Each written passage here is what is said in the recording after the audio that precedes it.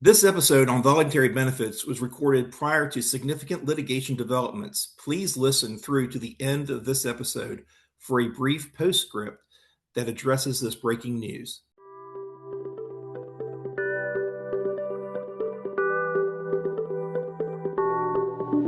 Hello and welcome to Williams-Mullen's Benefits Companion, a podcast that helps employers navigate the complex legal challenges of managing their employee benefit plans. I'm your host, Brydon DeWitt, and today I'm excited to welcome Amy Hollis, CEO of Employees First. Welcome to the Benefits Companion, Amy. Thank you for having me, Brydon. Glad to be here. So the reason I asked you to be here, we were at a dinner a few weeks ago, and you started just explaining kind of the inner workings of the welfare benefits, in particular the voluntary benefits insurance industry. And this is an area that I'm having growing concern for our clients and employers, that they understand this side of their benefits package. So in recent years or the last decade, we've had a lot of litigation in the 401k, 403b retirement side on ERISA fiduciary duty, ensuring the employers are meeting their fiduciary duties. And there's an infrastructure on the retirement side where employers have investment committees, retirement plan committees. They know, the committee members know, hopefully they've been trained and know that they are ERISA fiduciaries. And then the best practice is to have an investment advisor or an investment manager to assist the committee or actually make investment decisions. And the committees monitor fees of record keepers. They monitor the expenses of the investments. They monitor investment performance. And so there's a whole infrastructure around meeting ERISA fiduciary requirements with respect to retirement plans. But then you turn to health and welfare and voluntary benefits in particular. So we're talking about, health and welfare benefits, medical, dental, vision, and then voluntary benefits, cancer, critical illness, hospital indemnity, those, disability, those types of benefits. There isn't that infrastructure. And in recent years, we've had all this litigation in the retirement, and we're starting to see these plaintiffs' firms, these class action lawyers, turning their attention to health and welfare. And although we've had some favorable results, I know the Johnson & Johnson, the pharmacy benefit litigation was dismissed recently. We've had some favorable results for employers. I think the plaintiffs' bar, the plaintiffs' lawyers, these class action attorneys are going to start getting better at pleading. Because there is money on the welfare side. They've seen this cash cow in retirement, and now I think my suspicion is they're going to turn their sights. And I just don't think employers are equipped. There's not that infrastructure, and they agree to signing up for health and welfare benefits. They may put it out to bid, and they get premiums, and maybe they do a good job. Maybe they select the lowest premium, but they are collecting employee contributions. Right. And although there's with like a Section 125 plan, there's no trust requirement, but those are still plan assets. Yes. So I think there's a lack of understanding generally that you're dealing with plan assets. You have ERISA fiduciary responsibility, and yet there's a lack of understanding on this side of the benefits aisle. And so, again, there's just this level of mystery surrounding voluntary benefits in particular, and what happens to the money when it leaves an employee's paycheck. So that's where I was hoping with your background. And first, I think it would be helpful for the listeners to know your extensive background in the industry. You're truly an expert on this. And what I'd like to do is kind of pop open the hood, or the other would be see how the sausage is made. Like, what happens when an employer, they collect the employee contributions and they send that check to the insurance carrier. Right. Where is that money going? What are they really paying for? So what happens? Well, first of all, let's have your background. Let listeners know who you are and your background. Well, first, this is obviously a topic that I'm very passionate about, educating employers about. So thank you for having me, and really, really great questions.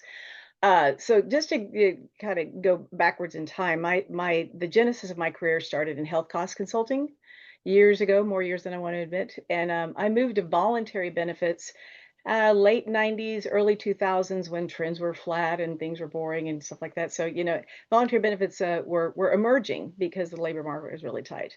Fast forward, I really saw, because I came from the core side, if you will.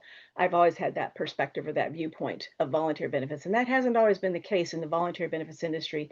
Usually it's on one side of the fence, the carriers, the consultants or brokers, the delivery vehicles were completely separate from core. And that's important to note. The one of the reasons why you don't see employers that are really, that it's not a part of their knowledge fabric of understanding what these plans are, like it would be for supplemental life or disability. That's been a part of their portfolio for years and years, and they have a better understanding of. But this space, you're right, it's a blind spot for most employers.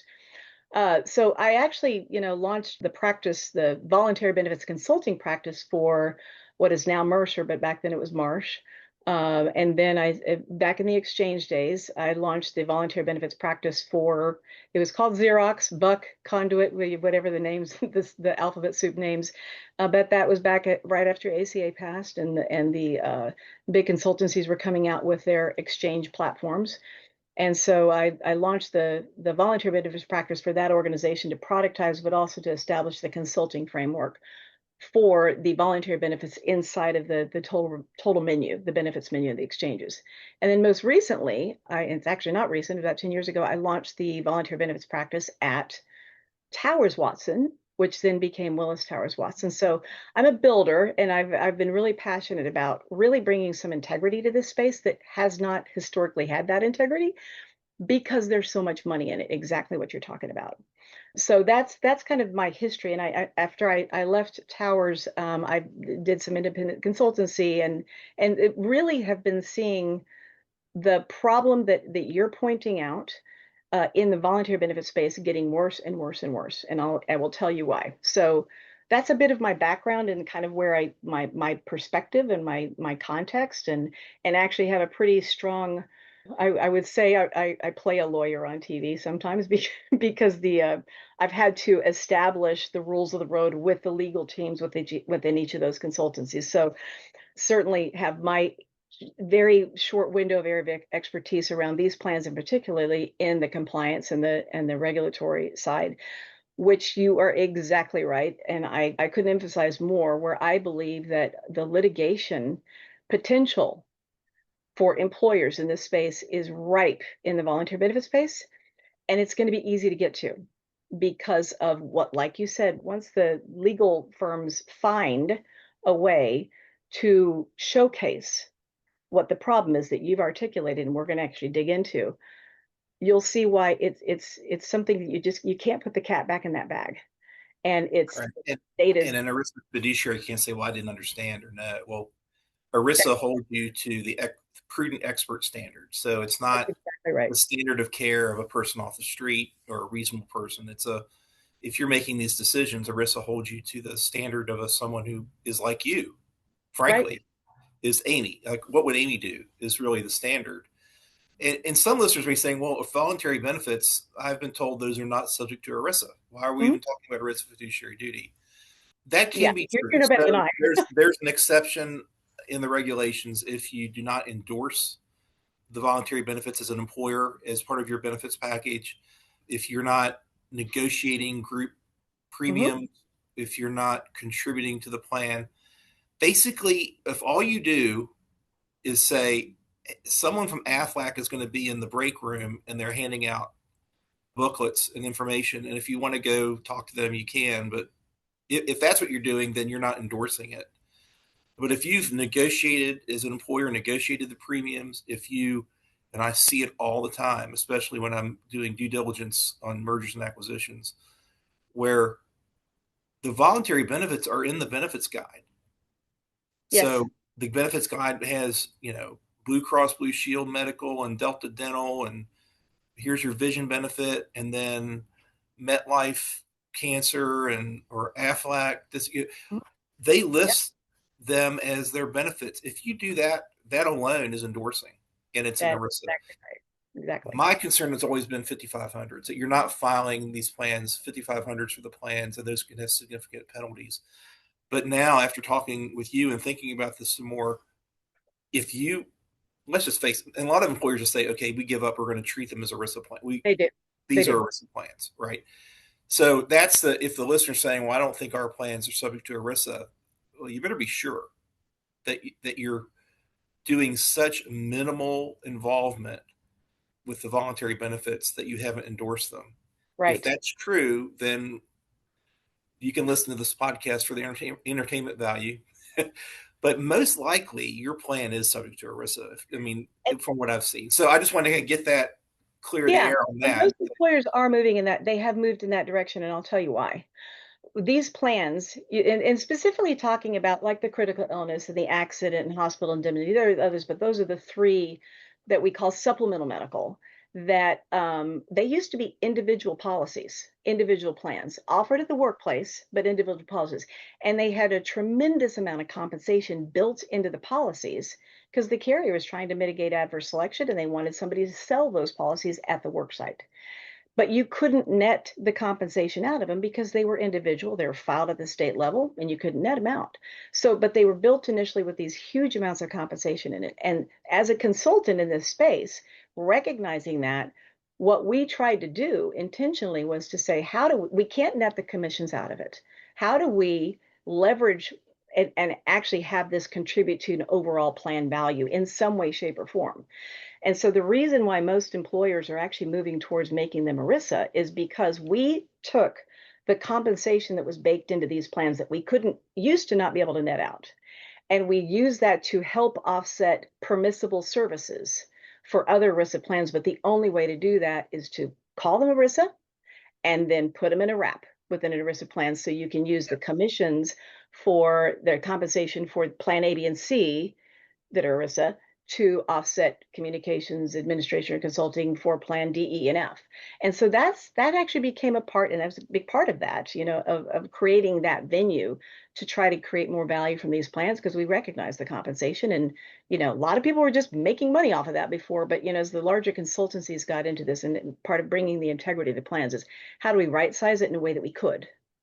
That's not the Right. case any longer. You can net them out now, but initially that's where this compensation cloud, a huge cloud, came from to begin with. Right. And it's not that heavy of a lift to include them in your wrap and include They them do. on and have schedules on your 5,500. That's not a big deal. And I think it's a bigger deal to hope that if you're audited, the Department of Labor will agree that you haven't endorsed the benefit. So Right. But it's smart. from a 5,500 and ERISA standpoint, that's a smart move. But if you've done that, then you get into the things we're talking about, right? Yes, because you So still, even though they're ERISA, this is where most employers, as you know, Brian, they're focusing. In my experience, employers have more to do today and less to do it with than they ever have I in my agree. career. It's untenable in truth, and so they're really trusting and counting on their broker, their consultant, to ensure that they're the right things are being done and the right plans and the right pricing and everything. And that's actually created a conflict from my perspective. It literally has created a conflict of interest in that the compensation comes from the carrier. And we're going to get into like literally walk down where the dollars go. The compensation comes from the carrier to the consultant or the broker. However, the client is the employer.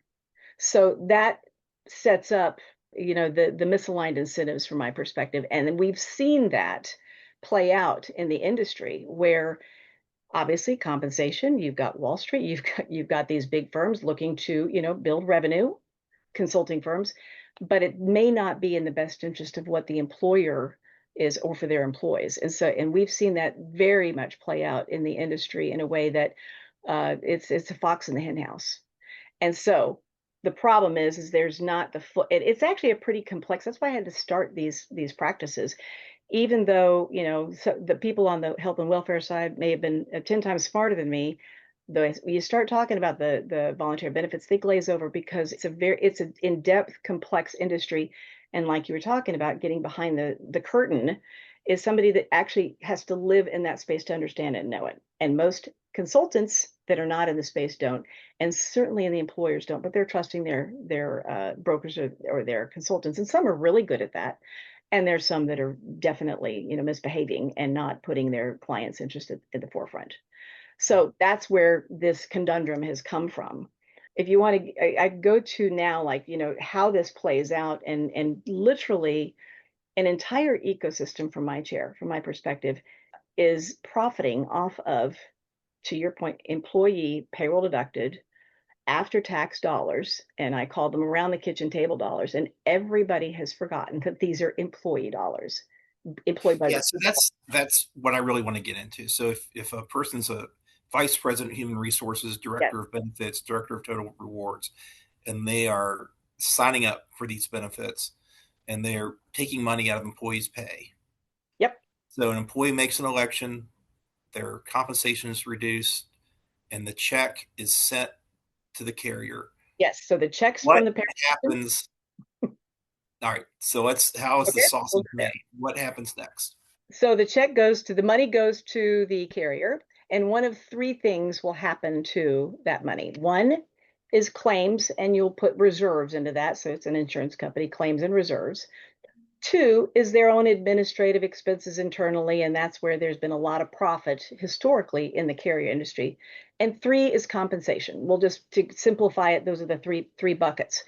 The compensation, as I said before, is significant, and we're talking because they morphed from individual policies, even though they're group, they've maintained the same level of compensation, which is not necessary, but because the compensation has been there, the industry has gravitated to that. And we're talking in the first year of a policy, anywhere from 50 to 100% of the premium in year one is paid out in commission. It may go down, that's called heaped commission. And so subsequent or renewal years of that same policy may go down to 5 or 10%, but that's an enormous amount of money. So literally almost 100% of the first year premium can be paid out in compensation, and To, that's going to the broker. to the broker. To the Okay. broker, yes. Yeah. So There's other, I would call it kind of the iceberg effect on compensation layers. We'll talk again about the claims and reserves in a minute, but the compensation has been the big driver. And actually the carriers. So all of the carriers, it used to be, 10, 15 years ago, there were only a certain set of carriers. As I said before, there were certain carriers for these voluntary plans and certain carriers for the core. You've seen the traditional carriers in the life and disability and medical get into the space because it was so profitable, and they knew that. So the carriers have gotten into the space because they realized it was so profitable. And the consultancies have actually started placing these programs because the commissions and the compensation is so much. But the compensation layers have been, there's the typical commissions and overrides, which are actually fairly common in life and disability. That's not anything new. But then you have things called tech credits, which employers, they really don't have any idea what those dollars are. And that's just like, I'm going to give you the slices of where the compensation is going right now. Compensation, the commission is going to the broker. Tech credits, which, that's a commonly used term, is the amount that the carrier must pay, almost like a pay to play, to a benefits administration platform, like some of the benefits administration platforms that most employers are using to do the communication enrollment of employees' plans. They are obligated to pay a certain percentage of the premium to the ben admin firm, and that's kind of known as a tech credit. It was originally set up to pay for their administration, but it's now turned into a profit margin for the ben admin firms. And they're not fully disclosing that to the employer at times. So that's something where the employer, these are generally ERISA plans. The employer is on the sponsor's on the hook for making sure that they understand what the compensation levels are, and they have no idea what the compensation is to the ben admin firm. Are they even a party to that contract? yeah, you're making me a little nervous there for clients because ERISA says that Yes, plan assets may only be used to pay plan benefits and to pay reasonable expenses of administration. yes, And so exactly. if you are charging employees $100 a month or whatever it is Right. in premium, and then whatever percentage of that is going to for tech credits, that is a plan administration expense. That's okay If it's as long reasonable, as it's reasonable. And right. if you don't Exactly. know what that amount is, that's where our crafty plaintiffs lawyers Well, it is showing up start. on the 5,500, and this is what I have witnessed. And I've worked with most of my career the large market jumbo employers, and it's showing up on the 5,500, but the decision maker all the way down to who's actually, it's showing up at the 5,500, but that's not something they're closely paying attention to. And I know that for a fact, that they'll see, as an example, the compensation of the tech credit and the compensation and the commissions can equal as much as 30 to 50% of the total employee premium for the year. And you would think that that would be alarming, for anybody looking at it, but it's just not been viewed or looked at. I think to what you were speaking to earlier, Brydon, about the attention moving more and more towards that direction, this is an easy litigation path from my chair, that I think that it's right there in the 5,500, and it's not something that you could explain. Now, they be using the commissions to offset permissible services, but at the same time, it's not right size, and that I believe it's ripe for litigation. And frank, the dollars are much smaller, of course, even compared to pharmacy, much, much smaller. But the proportion of the dollars that are going towards compensation that you can't easily explain is what I think where sponsors have risk, is just as you stated. So why do you think employers are in the dark?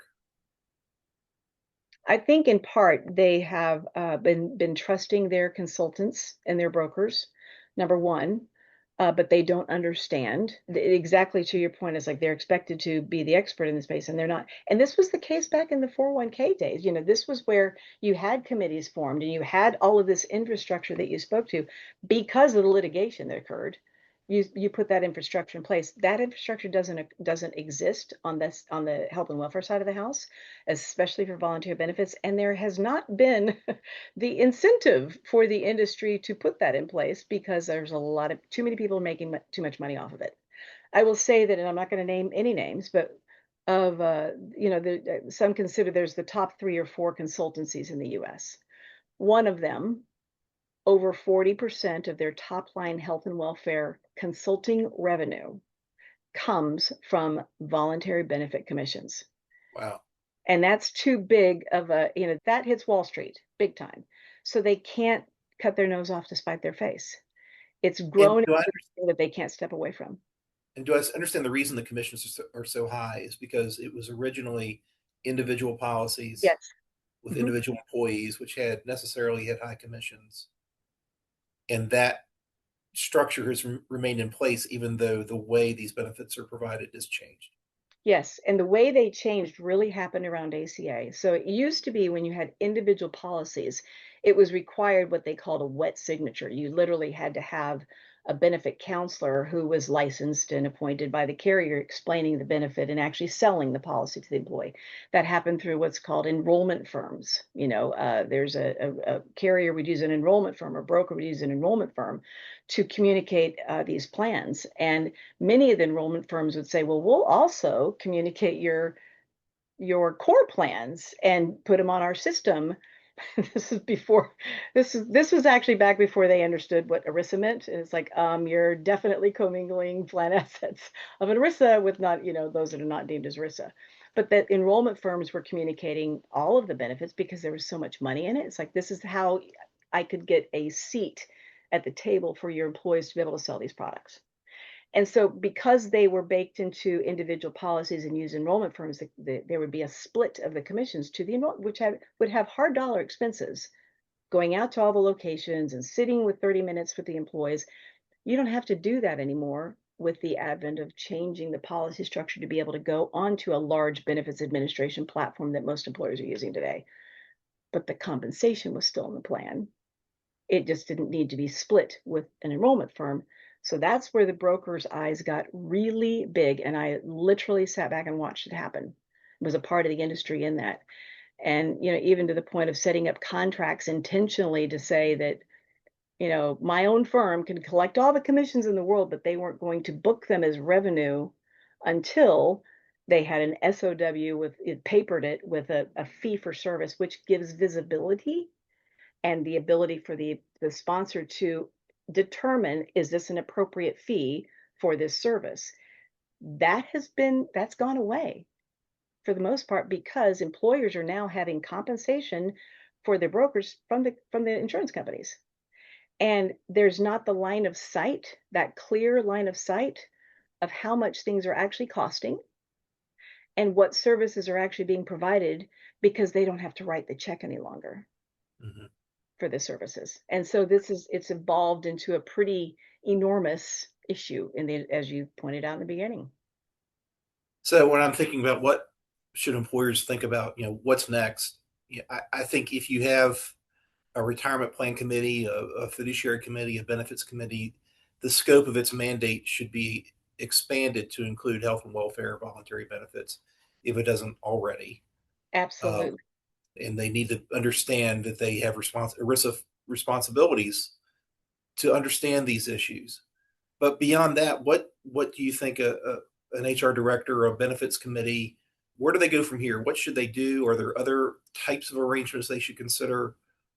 What are some things that employers should think about to address this going I forward? think the first there's two avenues I think that I would recommend is first of all just start asking questions. I can give you a list of questions if you have, people that are interested in, but asking the questions of what is the total premium? What's the total compensation? What are the actual paid claims? And I'm going to talk about that for a second because, every insurance company has reserves, but the loss ratio that's been reported is typically paid claims plus whatever reserves are being held to pay the claims. Well, what I have seen is that the reserves are inflated. So the employer may think that they're at a 50% loss ratio or a 60% loss ratio, and they're truly still at a 20% because claims plus loss ratio. And because these plans are fully insured as required by ACA, it's you've got the veil of obscurity of fully insured. They don't have the visibility into the actual claims. So ask premium, actual paid claims reports, and all compensation by year. That's it. The initial is just start asking those questions. You're going to find that not everybody's going to want to answer those entirely. But I would also say there's a couple of models out there for employers to explore that actually creates a little bit more visibility into what's happening to these plans. And they're fairly the early adoption stage for most employers, but they are taking hold. Some employers are offering something what was similar to the PAR program for life insurance, like any of the premium that's remaining, there could be a participating contract. So some of the carriers offer that. Another advent has been Which that means that the employer benefits from excess reserves. Is that what that means? the If, employer benefit, they can reinvest they don't go back to the employer, they go back to the plan, capital P. right, but it Yeah, benefits the employer that way. exactly. Okay. Um, and so that's one type of a contract that I'm seeing emerge. And another model type is something called a captive, which is nothing more than the ability to, make a fully insured plan act like it's self-funded because there's the visibility of all the claims and all the expenses and there in some situations the dollars can be reinvested based on where the employer wants those dollars to go, either back into the plan value or for other permissible expenses. So that opens up a little bit of visibility. But I think the best place to start is just by asking the basic questions of what has been, give me a report and go straight to the carrier. That's what I would recommend. Go straight to the carrier and ask what has been the premium that you have booked over the last few years, what has been the compensation by year, and what have been the actual paid claims that it and ask for a real paid claims report, not a summary, an actual paid claims. That's the best place to start. And then there's a few consultants out there, not many, that are very interested in bringing some integrity to the space, and they're on a fee for service basis. They won't take broker commissions. I would encourage employers to potentially look for avenues where they can hire a consultant that has a fee for service type of compensation structure so they have no misaligned incentive to not do the best thing by the employer that they're getting their fee. That's the back to And the old fee for service. yeah, and we see that on the retirement side, where you Yes, have investment advisors who are they completely don't independent. pay compensation. So everybody was gaming, if you will, from the low loss ratios. And I've seen them in the tens, Brydon. I literally this past week saw a case where it was being reported in the 50s. The loss ratio is at 10 or 12, maybe. And so, that everybody's been gaming from these low loss ratios. And the whole reason that employers put these plans in place to begin with is to help offset the out-of-pocket expenses of higher deductibles and higher employee out-of-pocket. And so the goal of the employer placing these plans, if the plans can be good, but there's so much compensation in them and so much profit margin that even the carriers who want to raise the loss ratios, and I know that they used to be the ones to make all the profit, but they're really pushing, they can't because of the demands of the pay to play brokers, bin admin firms, all the different layers of compensation that they have to pay out in order to have a seat at the table. So it caps them, it puts a ceiling on how high they can raise the loss ratio without losing money. Well, Amy, thank you so much for coming on to the Benefits Companion. This has been very eye-opening and educational. Thank you for having me. Really appreciate it. Listeners, as promised, I wanted to address some breaking news on this topic that occurred after our episode was posted. In this episode, Amy and I predicted that there could be a wave of fiduciary litigation regarding voluntary benefits, regarding the premiums charged to participants and scrutiny over the commissions paid to brokers and loss ratios. Well, between the date that we recorded this podcast and the time of this posting, there was significant litigation filed in this area, as predicted. The firm of Schlichter Bogart, which led the way on the wave of 401k fiduciary and 403b fiduciary litigation, filed 4 lawsuits against major corporations and also named benefits consulting firms, some name brand benefits consulting firms, alleging that plan fiduciaries did not properly negotiate the voluntary benefits, did not pay attention to the broker commissions, to loss ratios, that the consulting firms engaged in self-dealing, precisely the types of claims that Amy and I predicted. So as of this recording, we do not know how these lawsuits will proceed, how successful they will be. But plan sponsors and fiduciaries need to be aware that the fiduciary scrutiny that is applied to retirement plans is now creeping more into health and welfare benefits, and in particular, voluntary benefits. So that'll wrap up this episode of the Benefits Companion. If listeners have any questions or suggestions for future episodes, please contact me. You can also visit our employee benefits page at williamsmullen.com/employee benefits. There you can find out more about our team as well as past episodes of this podcast and legal alerts. Finally, be sure to subscribe to this podcast to be notified when our next episode posts. Thanks for listening.